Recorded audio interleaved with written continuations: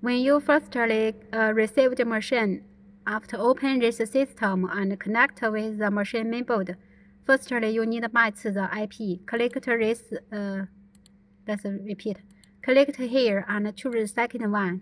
Get in. Please refresh it. Refresh the device. And after refresh, there will after get this and double click here will fill in the IP. Fill in this IP. You can this is the same as this. For this one, you can fill any value and auto configuration.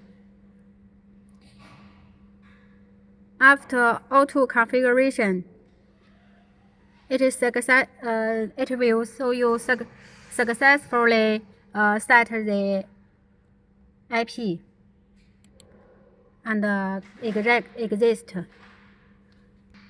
After success, here will show the station of the machine.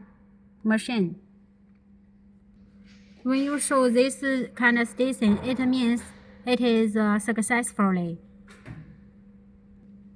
This is for alarm.